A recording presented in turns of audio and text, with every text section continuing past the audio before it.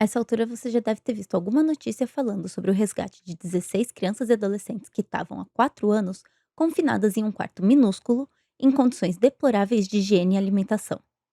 Dentre elas, haviam crianças de todas as idades, desde bebês de 1 ano até uma adolescente de 18 com necessidades especiais.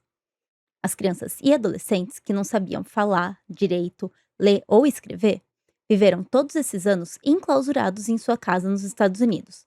E a polícia só descobriu isso por acaso, enquanto investigava um outro caso que levou eles até lá. E eu já quero começar de cara deixando claro o assunto desse vídeo. Nada disso teria acontecido se os Estados Unidos não permitissem o homeschooling, modelo de educação no qual os pais podem educar os seus filhos em casa sem enviar eles à escola. O mesmo modelo que a direita está querendo implementar aqui no Brasil também. E eu digo isso porque todas as pesquisas sobre proteção à infância destacam que a escola é o principal espaço no qual os mais diversos tipos de violência parental são identificados. Além disso, existem outros problemas relacionados à implementação do homeschooling que a gente vai abordar nesse vídeo.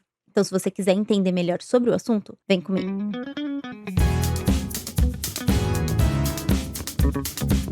Antes de mais nada, o contexto no qual a discussão do homeschooling ou educação domiciliar surge aqui no Brasil deve ser levado em conta. Essa discussão tomou corpo, por aqui, com o crescimento da extrema-direita reacionária que acusava as escolas de doutrinarem os alunos política e ideologicamente, com base em acusações infundadas, no melhor estilo acuse-os do que você mesmo faz. Eu tenho um vídeo sobre doutrinação nas escolas que eu recomendo que vocês assistam, caso queiram entender melhor o porquê de eu dizer isso, porque não vai ser o assunto desse vídeo em si. Mas a estratégia foi implementar o medo na mente da população. Esse processo de implementação do medo na mente da população começou com fake news criadas por vereadores e deputados ao redor do Brasil todo que passaram a invadir escolas, gravando conteúdos acusando elas dos mais diversos absurdos, como a distribuição de kit gay e mamadeira em discursos recheados de moralismo religioso e carentes de materialidade, nos quais incitavam pais irresponsáveis a fazerem este mesmo tipo de perseguição às escolas, ainda que sem fundamento nenhum.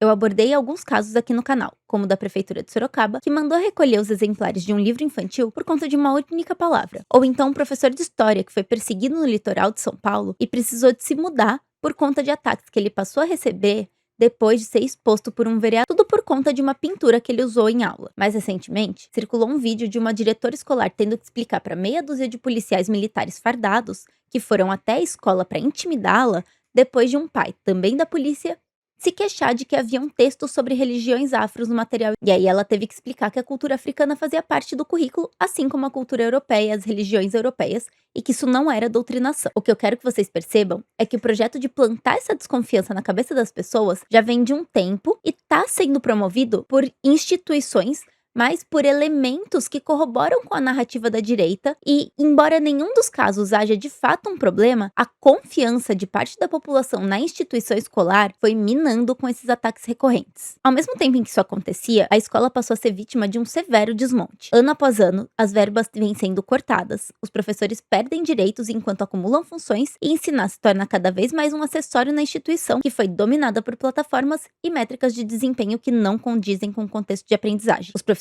não veem mais propósito em ensinar. Os alunos não veem propósito em ir para um espaço onde não se aprende. E tudo isso enquanto coaches mirins vendem na internet a ideia de que estudar não tá com nada e que o negócio é ser empresário de si mesmo. Percebam que são múltiplas peças que convergem numa mesma pergunta. Para que a escola? Para que essa instituição falida, na qual ninguém tá feliz, onde não se ensina, onde não se aprende e, principalmente, para a qual não existe perspectiva. A gente se condicionou a acreditar que a escola sempre esteve ali, um direito, uma instituição pétrea, que sempre foi e sempre será. Mas isso não poderia estar mais longe da realidade, pelo menos para boa parte da população. Até coisa de meio século atrás, a maioria das pessoas não tinha acesso à educação básica no Brasil. A duras penas, a escola foi um direito não exatamente conquistado pela classe trabalhadora, mas que lhe foi dado tanto porque a elite esperava com isso amenizar a insatisfação popular, quanto porque precisava que o pobre tivesse estudado o mínimo necessário para suprir as necessidades de mercado da época. E mesmo que a escola não chegasse para o pobre na sua melhor forma, foi graças à universalização do ensino que nós conseguimos estudar. E, mais perigoso para eles,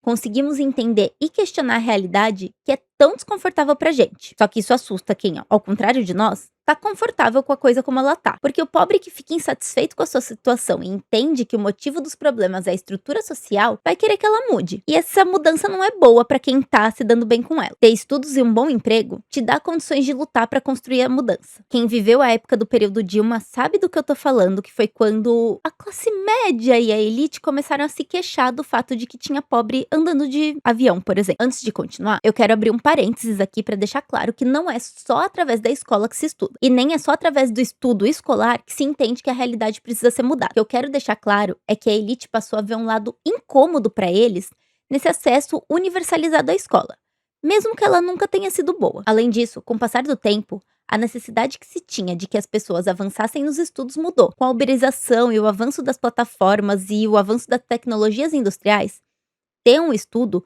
deixou de ser algo fundamental para o trabalhador de fábrica e para o trabalhador uberizado. Em outras palavras, a escola deixou de ser necessária. Só que a gente tem alguns problemas se deixarmos de ter escolas.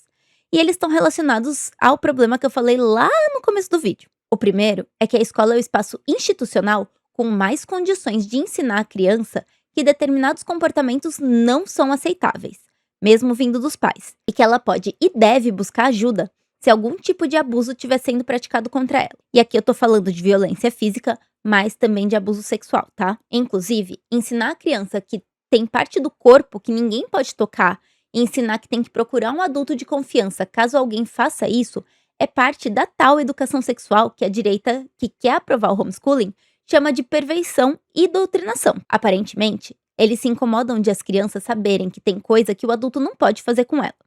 E eu vou deixar vocês dizerem lá nos comentários o porquê que vocês acham que isso acontece. O segundo ponto é que os educadores são as pessoas em condição mais favorável de identificar sinais de agressão e de outros tipos de violência, seja ao perceberem alguma mudança no comportamento da criança, seja através de marcas físicas que a violência deixa, e que muitas vezes o agressor tenta esconder e que só o olhar treinado consegue identificar. Um terceiro ponto, não necessariamente relacionado às violências que podem ser praticadas com a criança, é que a escola ensina a criança sobre o mundo de maneira plural. Diferente do que acontece no homeschooling, na escola a criança vai ter contato com gente que pensa e que é criada diferente dela. E esse contato ensina tanto que a diferença existe, quanto que a convivência com diferente é positiva e deve ser respeitosa. Ao ir para a escola, a criança vai ter a garantia de que ela vai aprender conteúdos selecionados por profissionais que dedicaram anos das suas vidas aos estudos das suas áreas e entenderam que aquilo era fundamental para a formação dos sujeitos da nossa sociedade dessa época. E ela vai ser ensinada por profissionais que também estudaram e seguem estudando para transmitir tais conhecimentos.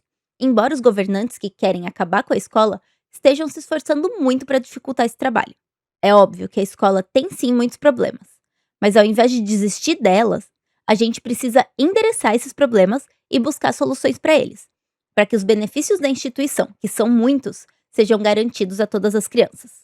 Porque na prática, a aprovação do homeschooling significa o fim da universalização do ensino escolar. Significa que os cortes de verba vão ser ainda mais intensificados e que a escola vai deixar de ser uma garantia para aqueles que querem ou que precisam continuar frequentando ela. Significa que, se você não tiver como pagar por uma escola, dependendo de onde você mora ou da quantidade de vaga disponível, você vai ter que se virar para ensinar seus filhos. Mas para pensar comigo. Como que é possível fazer isso sem formação e sem tempo de preparo quando se precisa trabalhar 40 horas por semana para garantir a comida e a moradia da família? Cabe lembrar que quase 20% das famílias do Brasil são monoparentais, ou seja, compostas por um único adulto, que em sua maioria esmagadora são mulheres, além de seus filhos. Nessas condições, a escola se faz fundamental para a garantia do acesso aos conhecimentos, mas com a aprovação do homeschooling, ela vai deixar de ser garantida. Nessas condições, a escola se faz fundamental para que a criança e o adolescente tenham garantido acesso aos conhecimentos. Na nossa legislação atual, todas as crianças devem ser matriculadas e frequentar a escola a partir dos 4 anos de idade. Quando isso não acontece, um assistente social ou representante do conselho tutelar deve averiguar o que está acontecendo para garantir que, se a criança estiver sendo vítima de alguma violência parental, ela receba o devido acolhimento e os adultos sejam responsabilizados. Com a aprovação de uma lei que permite o homeschooling, esse controle fica muito mais difícil e o abuso fica protegido. A não presença das crianças na escola deixa de causar estranhamento e exime o poder público e a escola da responsabilidade pelo bem-estar dessas crianças, deixando ela na mão de alguém que não necessariamente está interessado com o bem-estar ou que não necessariamente sabe como prover ele. Como eu já disse, a aprovação do homeschooling vai justificar ainda mais cortes de vagas e de verbas, contribuindo para o avanço do desmonte da educação que já está sendo posto em prática pelos mesmos políticos que querem convencer as pessoas de que educar os filhos em casa é o melhor a se fazer com base em discursos moralistas e mentirosos que vão contra tudo que todos os estudiosos sobre a infância dizem que é bom para as crianças.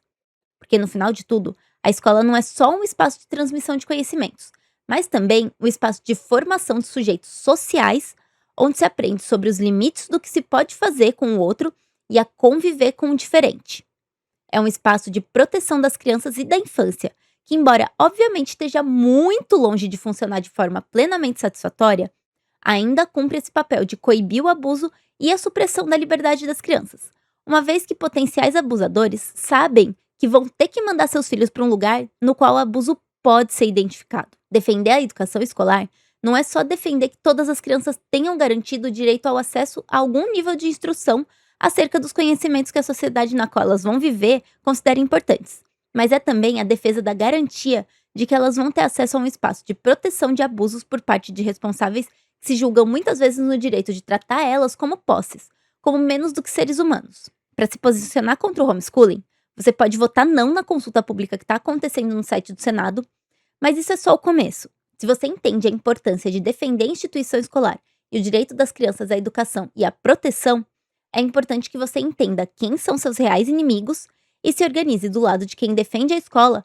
para construir uma sociedade na qual os interesses das crianças não sejam alvo de pessoas mal intencionadas que atuam com base nos interesses das elites e que sequer enxergam como sujeitos de direito essas crianças que deveriam merecer o nosso respeito.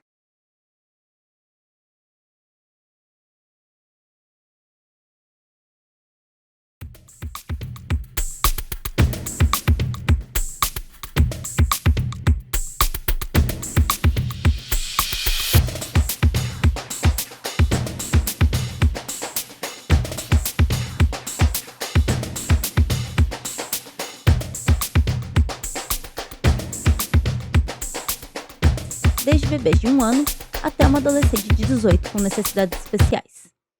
As crianças e adolescentes que não sabiam falar direito, ler ou escrever viveram todos esses anos enclausurados em sua casa nos Estados Unidos. E a polícia só descobriu isso por acaso, enquanto investigava um outro caso que levou eles até lá.